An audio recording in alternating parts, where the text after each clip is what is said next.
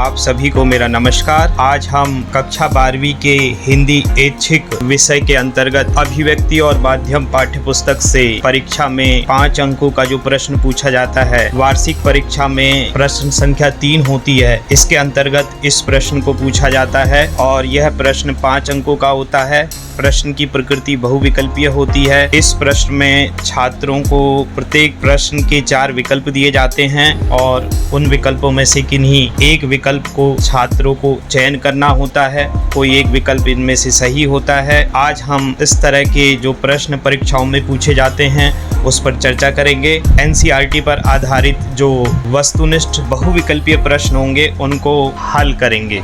पहला प्रश्न देखते हैं। जनसंचार के आधुनिक माध्यमों में सबसे पुराना माध्यम कौन सा है?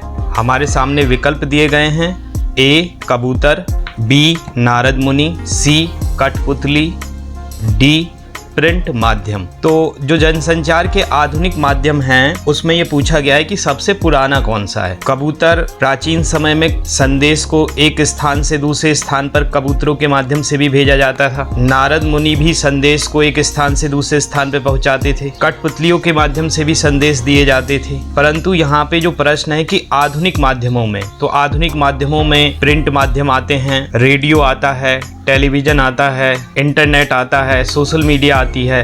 अब यहाँ पे प्रश्न यह है कि जनसंचार के जो आधुनिक माध्यम है उसमें सबसे पुराना कौन सा है?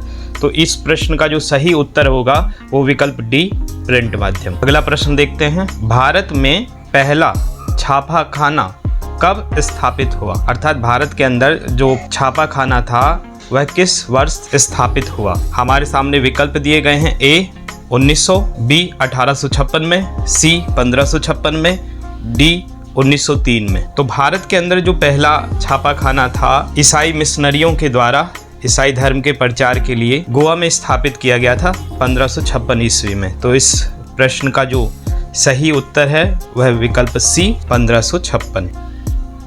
प्रश्न 3 देखते हैं। भारत में पहला छापाखाना कहाँ पर स्थापित हुआ? विकल्प दिए गए हैं। ए कलकत्ता में, बी गोवा में, सी केरल में, डी दिल्ली में। इससे पहले मैंने आपको बताया था कि भारत में पहला छापाखाना सन 1556 में स्थापित हुआ था। अब यहाँ पर प्रश्न यह है कि 1556 में जो भारत के अंदर पहला छापाखाना स्थापित किया गया था वो किस स्थान पे किया गया था? तो इस प्रश्न का जो सही उत्तर है वो विकल्प बी गोवा में। अगला प्रश्न देखते हैं। प्रश्न 4। जनसंचार के मुद्रित माध्यमों में कौन सा शामिल नहीं है? यानी जनसंचार के जो मुद्रित अर्थात प्रिंट माध्यम होते हैं उसमें कौन सा सम्मिलित नहीं है? विकल्प दिए गए हैं। ए पत्रिकाएं, बी अखबार, सी पुस्तकें, डी रेडियो। पत्रिकाएं भी प्रिंट माध्यम के अंतर्गत आती हैं, अखबार भी, पुस्तकें भी। तो इस प्रश्न का जो सही उत्तर होगा वो विकल्प डी रेडियो जनसंचार के प्रिंट माध्यमों में शामिल नहीं है। प्रश्न 5 देखते हैं। निम्नलिखित में से कौन सा जनसंचार का श्रव्य माध्यम है? अर्थात जिसमें हमें आवाज सुनाई देती है। विकल्प ए दिया है पुस्तकें, बी समाचार पत्र, सी रेडियो, डी टेलीविजन। तो इस प्रश्न का जो सही उत्तर है वो विकल्प सी रेडियो। रेडियो जनसंचार का श्रव्य माध्यम है। इसमें हम खबरों को सुन सकते हैं, देख नहीं सकते। छठा प्रश्न देखते हैं। निम्नलिखित में से कौन सा जनसंचार का एक रेखीय लीनियर माध्यम है? विकल्प हैं। ए समाचार पत्र, बी रेडियो, सी पुस्तकें, डी व्हाट्सएप। इस प्रश्न का सही उत्तर है विकल्प बी रेडियो जनसंचार का एक रेखीय माध्यम है। प्रश्न 7वां देखते हैं। रेडियो समाचार की संरचना किस शैली पर आधारित होती है? हमारे सामने विकल्प दिए गए हैं।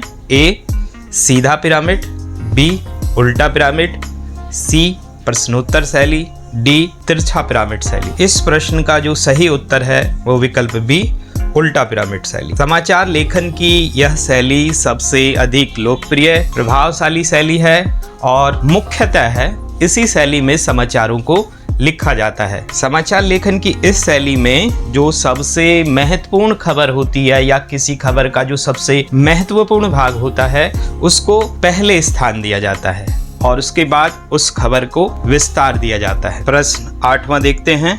समाचार लेखन की सबसे प्रचलित, प्रभावी और लोकप्रिय शैली है। विकल्प हैं ए उल्टा पिरामिड शैली, बी व्यंग्य शैली, सी गीत शैली, डी सीधा पिरामिड शैली। तो अभी मैंने आपको इससे पूर्व बताया था कि समाचार लेखन की जो सबसे प्रचलित, प्रभावी और लोकप्रिय शैली है वह उल्टा पिरामिड शैली है। तो इस प्रश्न का जो सही उत्तर है वो विकल्प ए। 9वां प्रश्न देखते हैं। समाचार लेखन की वह कौन सी शैली है जिसमें सबसे महत्वपूर्ण तथ्य को सर्वप्रथम लिखा जाता है और फिर उसके बाद घटते हुए महत्व क्रम में अन्य तथ्यों व सूचनाओं को लिखा जाता है, बताया जाता है। विकल्प है ए पटकथा शैली, बी समाचार शैली, सी उल्टा पिरामिड शैली, डी रोचक शैली। इस प्रश्न का सही उत्तर विकल्प सी उल्टा पिरामिड शैली। 10वां प्रश्न देखते हैं। उल्टा पिरामिड शैली के अंतर्गत समाचार को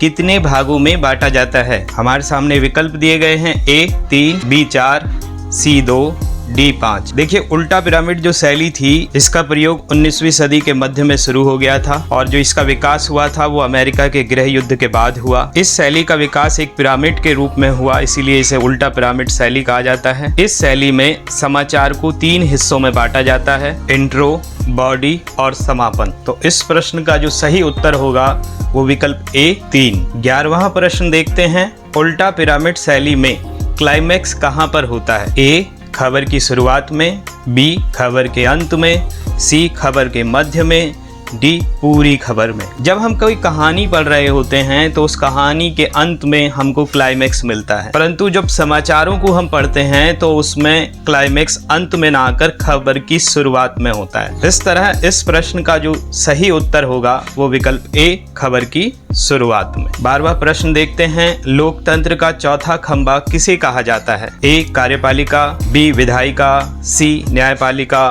डी मीडिया। इस प्रश्न का सही उत्तर है विकल्प डी मीडिया। मीडिया को लोकतंत्र का चौथा खंभा कहा जाता है। किसी लोकतांत्रिक देश के अंदर मीडिया का स्वतंत्र होना अत्यंत आवश्यक है। मीडिया आम जनता की आवाज बनकर सरकार की निरंकुशता को रोकता है, जनता की आवाज सरकार तक पहुंचाता है, इसलिए मीडिया को लोकतंत्र का चौथा खंभा कहा गया है। 13वां प्रश्न देखते हैं। निम्नलिखित में से कौन सा जनसंचार के प्रिंट माध्यम का गुण नहीं हो सकता है? यानी जनसंचार के जो प्रिंट माध्यम हैं, अखबार है, पत्रिकाएं हैं, पुस्तकें हैं, इसमें कौन सी ऐसा विकल्प है जो उसके गुण नहीं कहा जा सकता? ए है लिखे हुए शब्द स्थायी होते हैं और एक बार समझ न आने पर दोबारा पढ़ सकते हैं। बिल्कुल सही बात है। हम किसी अखबार को पढ़ रहे हैं, अगर कोई खबर हमें एक बार समझ में नहीं आई तो उसको हम दोबारा पढ़ सकते हैं, ये गुण है इसका। दूसरा है बी किसी भी खबर को अपनी रुचि के अनुसार पहले अथवा बाद में पढ़ सकते हैं, यह बात भी बिल्कुल सही है। अगर हमें क्रिकेट की खबरें पसंद हैं तो हम सीधे अखबार लेकर क्रिकेट की खबरें जिस पृष्ठ पर दी जाती हैं उस पर जाकर उसे पढ़ सकते हैं। सी विकल्प दिया है जटिल शब्द आने पर शब्दकोश का प्रयोग भी कर सकते हैं। बिल्कुल, मान लीजिए हम कोई इंग्लिश का अखबार पढ़ रहे हैं और कोई शब्द ऐसा उसमें आया हुआ है जो हमारी समझ में नहीं आ रहा तो हम डिक्शनरी से उसका अर्थ पता लगा सकते हैं, यह भी इसका गुण है। डी विकल्प में लिखा है निरक्षर व्यक्तियों के लिए भी यह उपयोगी है, यह इसका गुण नहीं है, यह इसका दोष है। जो जनसंचार के प्रिंट माध्यम है, निरक्षर व्यक्ति उन्हें पढ़ ही नहीं सकते, तो इस प्रश्न का उत्तर विकल्प डी सही होगा। 14वां प्रश्न देखते हैं। निम्नलिखित में से कौन सा जनसंचार माध्यम का गुण है? पहला दिया है इसमें तत्काल घटने वाली घटनाओं से भी अवगत कराया जा सकता है। बिल्कुल नहीं। मान लीजिए कोई पत्रिका एक सप्ताह में छपती है या एक मास में छपती है तो उसमें खबर मिलेगी हमें वो एक सप्ताह बाद मिलेगी। प्रश्न 14 देखते हैं। निम्नलिखित में से कौन सा जनसंचार माध्यम का गुण है, यानी उसकी अच्छाई है? ए इसमें तत्काल घटने वाली घटनाओं से भी अवगत कराया जाता है। बी निरक्षर व्यक्तियों के लिए भी यह उतना ही उपयोगी है, नहीं, यह इसका दोष है। सी जगह की उपलब्धता के आधार पर ही किसी खबर को स्थान मिलता है, यह भी इसका दोष है। अपनी रुचि के अनुसार खबरों को पढ़ सकते हैं और चिंतन मनन कर सकते हैं। तो इस प्रश्न का सही उत्तर है विकल्प डी। यह इसका गुण है कि इसमें पाठक जो है वो अपनी रुचि के अनुसार, मान लीजिए कोई पुस्तक पढ़ रहा है और उसको चौथा चैप्टर बहुत पसंद है या पहले पढ़ना है तो वह चौथा अध्याय पहले पढ़ सकता है। विकल्प ए में कहा गया था इसमें तत्काल घटने वाली घटनाओं से भी अवगत कराया जा सकता है, यह इसका दोष है, क्योंकि जो समाचार पत्र है वो हमें एक दिन बाद अगले दिन प्राप्त होगा। तो तत्काल अगर कोई घटना घट गई है तो इसकी जानकारी हमें प्रिंट माध्यम तत्काल नहीं दे पाते। 15वां प्रश्न देखते हैं, समाचार में क्या रिपोर्ट को प्रकाशन के लिए स्वीकार करने की एक निश्चित समय सीमा होती है, उसको क्या कहा जाता है? Net sound, byte, beat, deadline. इस प्रश्न का सही उत्तर है विकल्प डी, डेडलाइन कहा जाता है। प्रश्न 16 देखते हैं, किसी खबर का घटना स्थल पर जाकर सीधा प्रसारण करना कहलाता है? A anchor bite, B anchor visual, C live, D breaking news. इस प्रश्न का जो सही उत्तर होगा वो लाइव होगा। इसमें ओवी वैन के माध्यम से घटना स्थल पर जाकर न्यूज चैनल्स उसका सीधा प्रसारण करते हैं। आपने कई बार क्रिकेट मैच देखा होगा जो लाइव आता है। प्रश्न 17 देखते हैं, निम्नलिखित में से कौन सा जनसंचार का श्रव्य दृश्य माध्यम है? ए समाचार पत्र, बी पत्रिकाएं, सी रेडियो, डी टेलीविजन। तो इस प्रश्न का सही उत्तर है डी टेलीविजन। इसमें हम सुन भी सकते हैं और देख भी सकते हैं। 18वां प्रश्न देखते हैं, जो खबर चल रही होती है उसको रोक दिया जाता है और किसी बड़ी खबर को तत्काल दर्शकों तक पहुंचाया जाने लगता है, ऐसी खबर को क्या कहते हैं? A breaking news, B live, C anchor bite, D fake news.